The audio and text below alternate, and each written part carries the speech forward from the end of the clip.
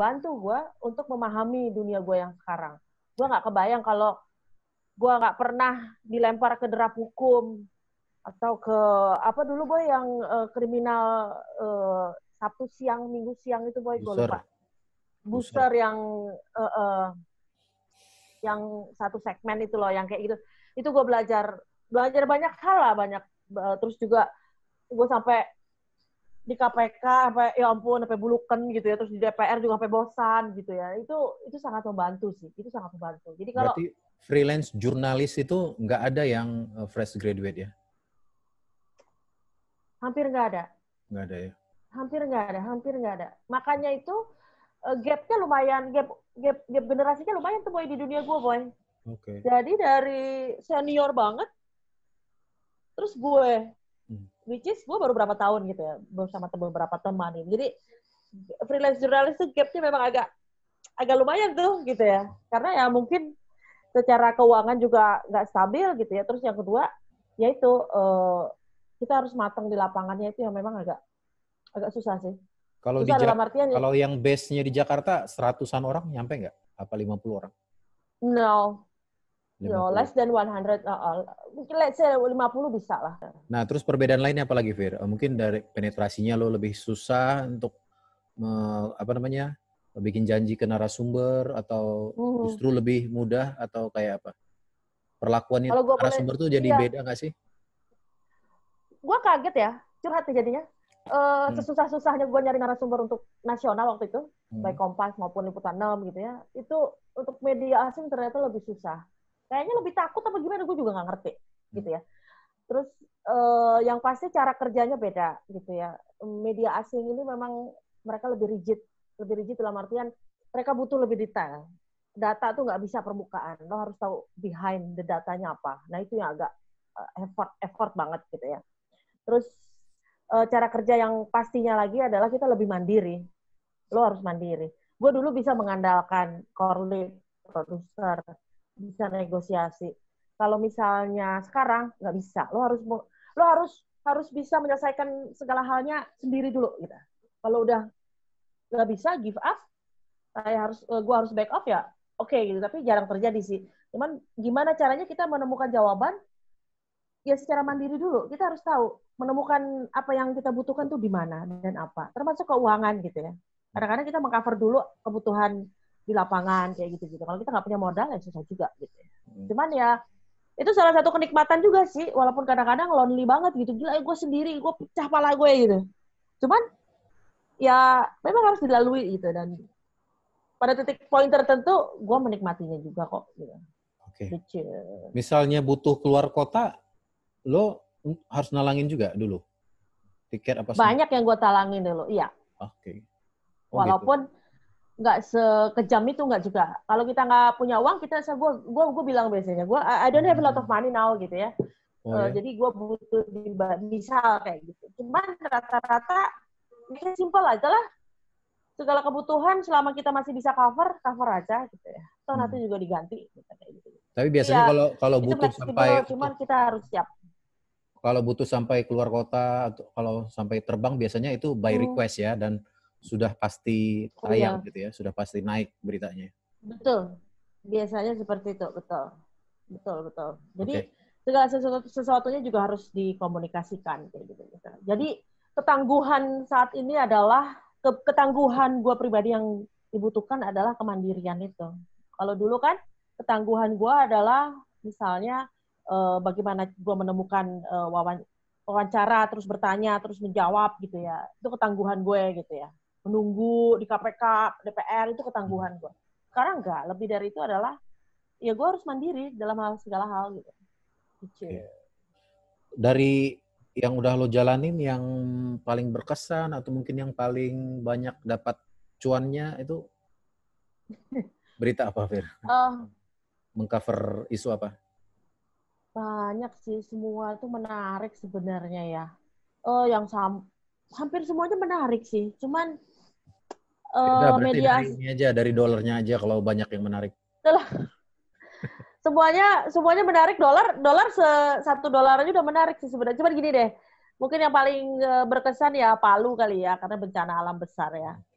survivalnya berasa banget, gila.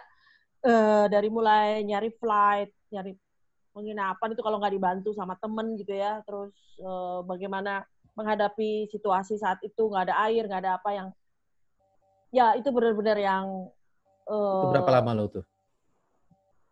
7 hari ya, 7 hari. 7 hari. Sama si 7 hari. bulenya, wartawan asingnya, ada berapa orang yang lo ikut? NYT. Timnya waktu itu nggak banyak sih, 1, 2, 3 lah. 4 nggak jadi pulang. Udah sampai Majene terus, tapi dia memutuskan balik lagi kayak gitu-gitu. 3 Ada orang waktu itu. New York Times semua, apa beberapa media? Oh, New York Times semua. New York Times semua. Sampai 3 orang? Jadi gini, iya, Itu untuk 3 orang. Untuk koran aja kan? Apa untuk koran aja. online semua? Koran aja, cuman online bisa ngambil. Tapi mereka 3 orang masuk 3 orang, dua penulis. Tadinya 3 penulis, cuma 1 nggak jadi. 3 penulis, 1 fotografer. Gitu. Kurang. Itu mereka, kalau boleh tahu Fir, itu bedanya penulis 1 dengan penulis 2 apa tuh tugas mereka? Nggak ada sih, nyari sama cerita tugasnya, masing-masing biar aja. volumenya aja banyak gitu ya? Ya volumenya aja lebih banyak gitu ya. Kurang lebih seperti itu. Dan biasanya kalau fixer biasanya fokus ke 1 penulis sih, ke 1 wartawan, cuman 1 kontributor. Cuman ya fleksibel aja. Kadang-kadang siapa yang dibutuhkan aja, nggak ada masalah. Di Palu itu, lo cari wartawan lokal lagi atau lo handle semua untuk nyari mobil, endebra? Dapet, bukan wartawan, dapet teman lokal itu hari keberapa ya? Hari ke-5 apa ke-4 gitu.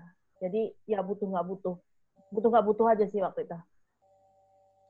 Ya, kurang lebih kayak gitu. Jadi wartawan lokal waktu itu nggak terlalu dibutuhkan. Lebih kepada penunjuk jalan misalnya kayak gitu. Karena kan itu ganggu banget ya penunjuk jalan itu ya. Kita harus nanya sana sini gitu ya. Mending nyewa wartawan lokal kayak gitu. Kalau dulu di TV kan paling nggak 5 hari seminggu ya harus ke lapangan. Nah ini lo lebih sering atau lebih lega waktu lo? Secara umum lebih lega, jelas. Tapi secara konsentrasi masih tetap harus full. Itu yang sulit dipahami oleh orang yang belum pernah freelance ya. Disangkanya freelance itu bisa jadi side job. No. Freelance itu profesi. Gue juga baru nyadarnya ketika udah nyemplung ya.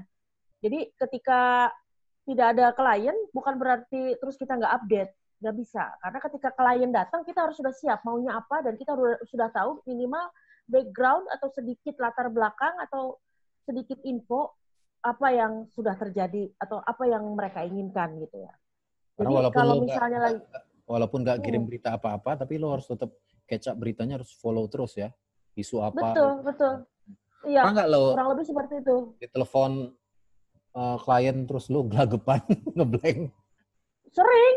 Oh gitu? Sering gitu. Karena out of the blue gitu ya. Apa ya? Jurus ngeles lo apa biasanya? Enggak. Kalau gue belajar untuk jadi jujur aja. Kalau emang nggak tahu. Kalau emang dan mereka maklum kali ya. Maklum.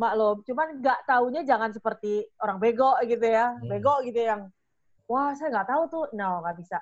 Oh, saya belum pernah menulis atau meliput soal itu, saya akan cari tahu. Tapi saya dengar, ya yang relate gitu ya, atau apa, kayak gitu-gitu. Jadi nggak tahu tuh jangan terus kita juga tanpa empati apa-apa, nggak bisa kayak gitu. Itu strategi komunikasi juga gitu ya. Cuman apakah itu terjadi? Sering juga gitu yang. Nah, kadang walaupun gue udah update, angle-nya beda tuh, Boy. Okay. Kayak misalnya COVID gitu ya. Ya gue kan update dari gugus tugas gitu ya, angka gitu ya, penanganan. Terus tiba-tiba mintanya dari sisi ini perdagangan hewan. Kan gue bingung ya. Iya sih, tapi gue kan gak pernah kepikiran gitu ya. Nah kayak gitu, ya itu pentingnya nongkrong ya. Gue punya banyak temen di kalangan NGO lingkungan, terus gue juga di organisasi Aji Jakarta. Nah itu sangat nolong banget gitu ya, kayak gitu-gitu tuh. Karena banyak angle ya atau topik yang out of the blue gitu. Walaupun sama-sama COVID gitu ya.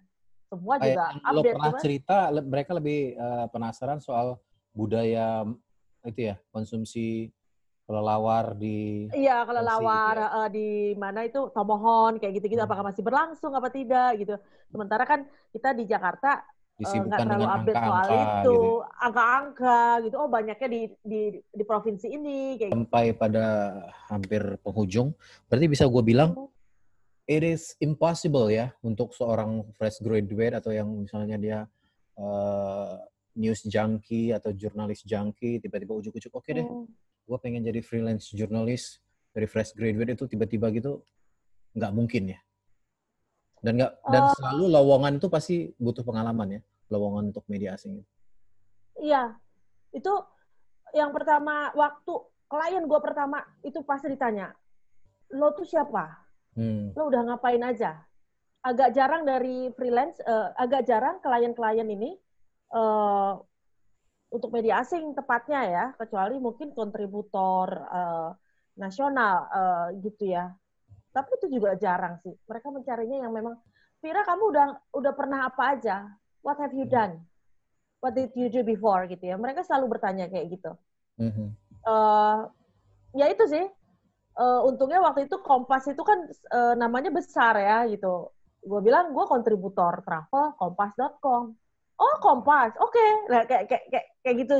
Waktu itu kalau nggak ada Kompas juga mungkin gue nggak akan laku juga gitu ya. Tapi dari situ merintis dari awal. Nah, apakah possible apa impossible? Ya segala sesuatunya bisa terjadi ya boy gitu ya. Cuma kalau rasanya kalau lo nggak punya sedikit pengalaman aja, itu akan jauh sangat membantu gitu ya. Karena kan kita juga di lapangan harus punya koneksi sendiri gitu. Pernah ketemu di lapangan yang kayak lo yang paling muda pengalaman berapa tahun tuh biasanya?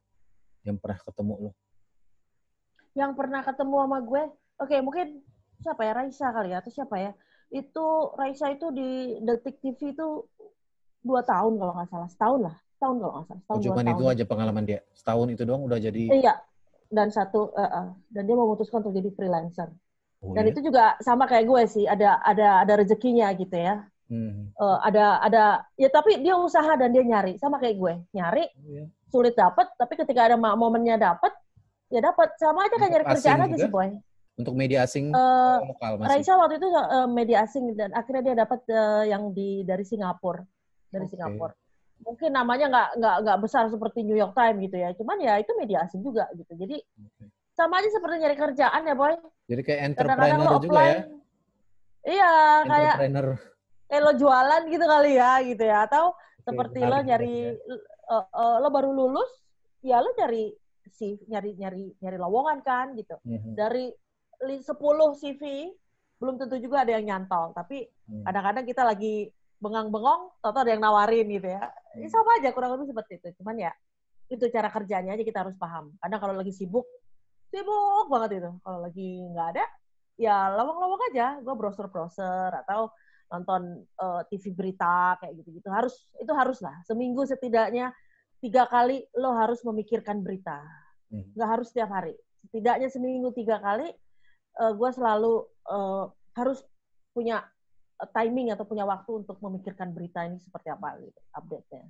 Bahkan kalau sambil bisnis online juga nggak sempat ya jadi freelance jurnalis?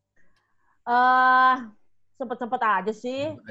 Sempet-sempet aja, cuman jarang terjadi, boy. Itu ada namanya Mbak Persi itu, Sakai Beck, itu dulu, dia jagoan, boy. Jagoan media asing, Prancis gitu ya. Sampai akhirnya dia menyerah. Karena dia juga berpikir bisa dapat tambahan dengan jualan tasnya yang sukses sampai pameran di New York itu. Sampai akhirnya dia memutuskan, udah gue gak sanggup dua-duanya gitu. Ada yang seperti itu ada, boy. Ada. Dan ternyata memang gue paham sih. Kayaknya almost impossible lo bisa menjalani dua-duanya gitu. Kecuali lo mengecilkan salah satunya ya, boy, gitu ya. Misalnya freelance-nya ya kalau agak susah sih, lo jadi nggak bergaul. Atau misalnya gue lebih memilih bisnis online yang dikecilkan. Jangan terlalu ambisi lah. Jangan ambisius gitu ya. Atau jualan online yang kecil-kecil bisa. Gitu. Siap. Nah, terakhir nih. Pesan lo buat yang jurnalis, tapi bukan freelance, apa tuh nyebutnya? Yang belum free. Gimana kalau untuk mereka yang mungkin lagi resah atau lagi nggak nyaman? Iya. Ada kemungkinan lo bakal menyarankan untuk freelance aja atau udah deh nggak usah, freelance itu berat gue aja gitu. Kalau yang lain bisa, kenapa mesti gue? Oh gitu. Jadi lo termasuk yang mempromot juga ya? Iya, soalnya gini ya, enggak sih, gue semua sesuai kebutuhan masing-masing ya. Cocok-cocokan ya? Cocok-cocokan sih ya, orang-orang beda-beda gitu ya, kayak itu kan pribadian juga. Cuman, satu hal yang gue pelajari adalah, gini Boy, waktu gue baru resign selama 2 tahun, gue memperbaiki diri dengan menambah atau memperpanjang CV gue. Gue pikir gue sudah waktu itu 12-13 tahun jadi wartawan, wah pengalaman gue udah banyak ya. Tapi ternyata enggak. Gue masih banyak hal yang gue belum tahu. Nah di situ lo harus ternyata gue nih keenakan di kantor. Jadi buat temen-temen nih ya, gue selalu ngomong sama lo juga kan gitu. Lo jangan keenakan kayak gue deh di kantor gitu ya. Lo sampai lupa lo bergaul sama wartawan lain gitu ya. Lo sampai lupa bahwa di dunia lo tuh bukan cuma jurnalis aja gitu ya. Lo sampai lupa, gue tepatnya sampai lupa. CV gue tuh gak nambah-nambah, Boy. Sampai gue resign, sampai akhirnya gak bisa kayak gini. CV gue harus nambah. Nah itu, gue masuk organisasi wartawan tuh nolong banget. Gue ikut fellowship ini, kunjungan ke sana, kenalan ke sini. Itu please, itu kesalahan gue, dan gue gak mau teman-teman tuh mengalaminya juga sebenarnya. Karena sedih tahu, perih gitu rasanya kayak gitu ya, bahwa gue pikir gue hebat ketika resign, gila gue tuh gak ada apa-apanya gitu ya. Nah itu yang paling penting. Jadi jangan kenakan di kantor lah. Banyak skill-skill yang bisa kita pelajari. Nah kalau kita freelance itu kayak gue sadar bahwa ternyata skill gue tuh gak ada apa-apanya untuk digital ini. Gue sangat ketinggalan misalnya. Ternyata banyak narasumber yang gue juga belum tahu. Ternyata kayak di ekonomi kan gue terseok-seok, dan itu gue harus mengejar. Selama 2 tahun gue ngejar, Boy. Sampai akhirnya CV gue, ada nambah gitu ya, ada prestasi, ya gitu kayak gitu. Nah itu gue selalu pesan itu sama semua teman-teman wartawan gue. Jadi dulu lo di bawah bendera yang besar banget. Iya. Jadi kecil gitu ya. Betul. Sekarang bendera lo kecil, lo jadi kelihatan besar ya. Betul, kurang lebih seperti itu. Bener banget. Bendera gue minim banget sekarang. Cuman di satu sisi kepuasan gue adalah gue bisa memaksimalkan diri gue. Gitu. Digging itu apa? Menggali. Oh ternyata gue punya prestasi yang lain lah selain nama besar Liputan 6. Gue tadi maksudnya bikin pertanyaan supaya lo yang nangis. Kok gue yang mau nangis jadinya? Kenapa? Karena lo sebentar lagi akan meninggalkan ini juga ya. Iya. Tapi gue juga gak nyangka sih, Boy. Lo kenal gue lama lah ya. Waktu gue resign juga, aduh mau ngapain ya hidup gue ya, tapi nggak bisa. Gue harus berubah. Yes, gue harus berubah. Ya, orang kan kenal gue sekarang udah punya nama besar, dolar sudah mengalir gitu ya. Dulu awal-awal juga terseok-seok kok gitu. Jadi wajar lah kalau lo susah beberapa waktu. Kalau menurut gue, it's okay not to be okay. Itu memang fase hidup gitu ya. Bukan karena sering nonton drama lo. Enggak, gue bukan K-pop ya, gue bukan K-day, bukan Korean drama. Tapi semua drama di semua negara kayaknya begitu sama. Jadi ada masanya memang kita harus melewati itu gitu ya. Gue masa-masa sulit sebelum gue menemukan klien yang nama besar atau dolarnya worth it lah. Tapi ya itu memang harus dilalui sih. Dan memang butuh konsentrasi tersendiri, dan lo harus tetap meng-upgrade diri lo sendiri. Itu harus. Jadi gue sekarang rajin loh webinar. Dulu mana mau gue. Seminar-seminar gue dengerin gitu. Karena apa? Itu buat makanan buat diri gue gitu. Kurang lebih sebenarnya jurnalis sama ya kayak pekerjaan lainnya ya. Sama kayak entrepreneur juga. Jadi harus bisa improve, harus bisa lo kembangin sendiri gitu ya. Oke, betul. Thank you untuk ngomongin. Gue yang makasih. Ya, freelance jurnalis. Jadi beyond my expectation, ini pembicaranya worth it lah. Nanti semoga di next obrolan kita bisa bicara isu ataupun kasus yang lebih spesifik lagi, lebih. Iya. Mungkin next-nya gue yang wawancara lo. Boleh. Tapi tapi nanti walau pasca jadi jurnalis ya. Pasca jadi jurnalis ya. Jadi nanti gue juga, ini bagian dari series gue untuk menjelang pensiun jadi jurnalis. wawancarai Yeah. my favorite jurno.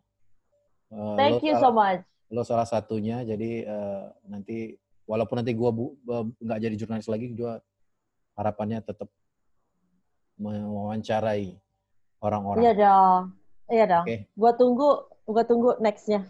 Oke, thank you, Good Fir. luck juga buat lo ya, Boy. Iya, ya. Thank you. Bye, dadah. Bye.